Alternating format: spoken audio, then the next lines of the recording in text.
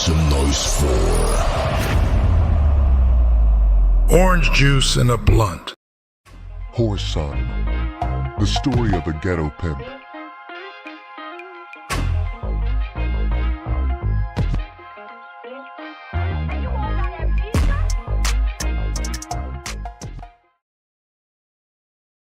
Seven. I staggered from the apartment in a daze, wandering down unfamiliar streets with my face caked with drying blood.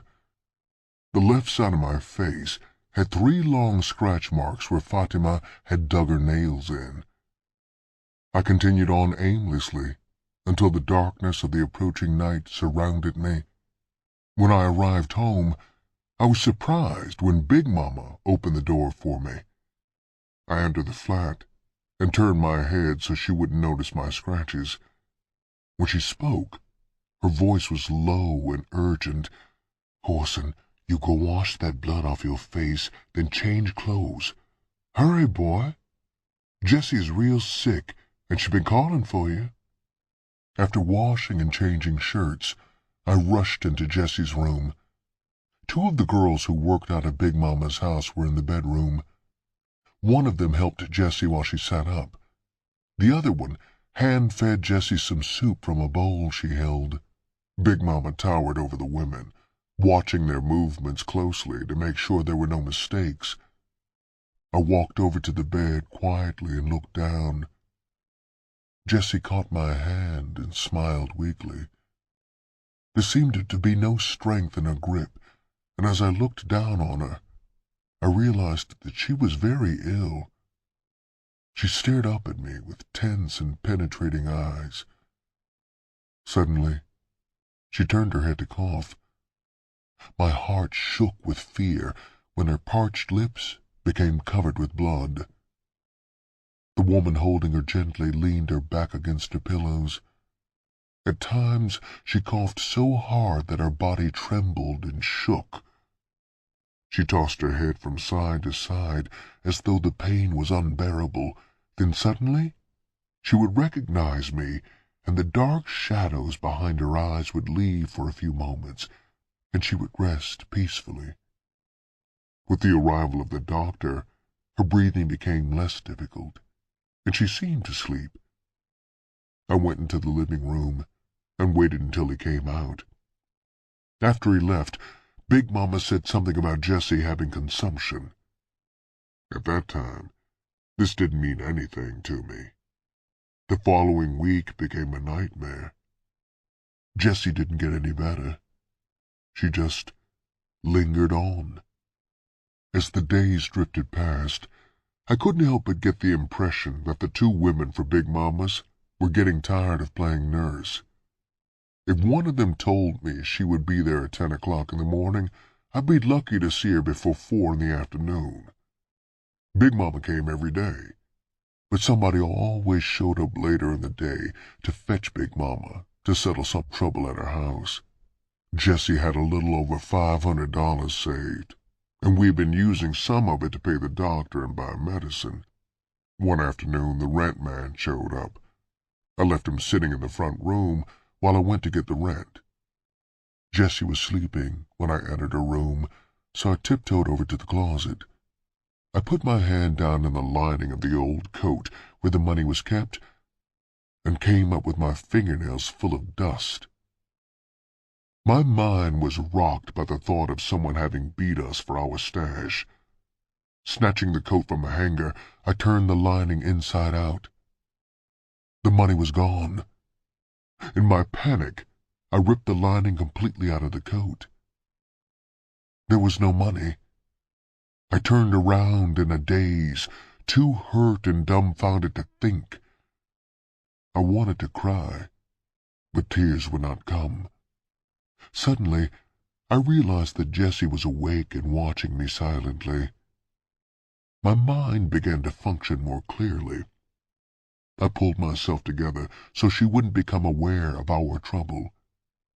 I knew that Big Mama wouldn't have taken the money, so that left the 2 whores. My whole being was consumed with a cold, deadly hate. "Is all of it gone, Whoreson?" she asked in a frightened voice. My silence only confirmed her suspicion. Walking over to the bed, I took Jessie in my arms and tried to console her. I begged her not to worry, but there was murder in my heart. When she stopped crying, I fixed her pillows for her and went back into the living room. The red man became agitated over the delay, and when he saw me, he started to frown. My anger was just about to reach a boiling point, so I walked over to the door and opened it. "You have to pick up your money next week," I said, holding out his hat for him. He must have read something in my face, because he took his hat and left without too much grumbling. I closed the door and leaned against it. I knew what I had to do. With no money in the house and a sick mother to take care of, my childhood came to an abrupt end.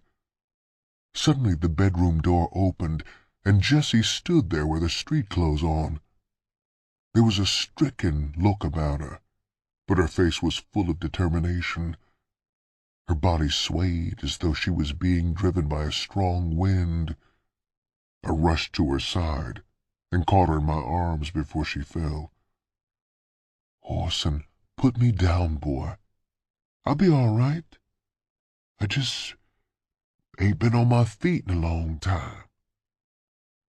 There was desperation in her voice, but she was so weak that she knew it would have been impossible for her to even walk up on the corner, let alone catch a trick. Her tears soaked through my shirt as I carried her back to her room. Much later, after Jessie went to sleep, I went into my bedroom and dressed with the utmost care. After combing my hair the way the girls liked to see it, I closed the door silently behind me and left the house. The kids running up and down the street waved in my direction. Milton and two other guys from my gang met up with me and walked along until I came to the restaurant. We stood outside and looked through the window. Fatima was bending over the counter, taking a customer's order. Cautioning the guys not to follow me unless they saw me get into trouble, I entered the restaurant. Fatima didn't notice me until I reached the counter. After placing a hamburger on the cooking grill, she turned and saw me. Her hand flew to her mouth and her eyes grew large with fear, making my stare cold and harsh. I beckoned towards her with my head. My voice snapped at her like a whip. "Take that apron off. I got something else for you to do other than fry hamburgers."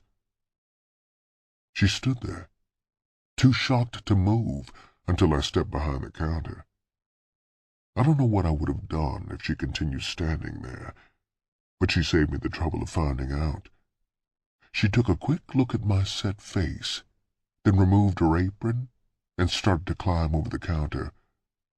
"Not that way, bitch," I growled. "Come on around this way." She recoiled slightly when our eyes met. "Why are you looking at me like that?" she asked as she started past me. When I slipped my arm around her waist, I could feel her stiffen. I remained silent until I had led her out of the restaurant, ignoring the inquiring stares that followed us. When I ran my hand down over her body, she relaxed under my arm. Her mouth turned up in a smile, and I knew she was scheming fast and furious. I decided to keep her unbalanced. Seeing an empty doorway, I pushed her into it and slapped her. Stark fear sprang up in her eyes, and she backed up in panic. My words drummed at her, giving her no time to think. "Bitch, I'm taking you up on a track to work. The tricks spend from $3 on up.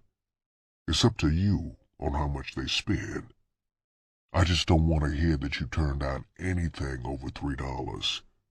That's rock bottom. Do you understand?" She was slow in answering, so I slapped her again. Her head bobbed up and down in reply. I want you to turn at least 3 tricks an hour. At $3 a lay, that's $9 an hour. $90 in 10 hours. I stepped back from her. Now, bitch,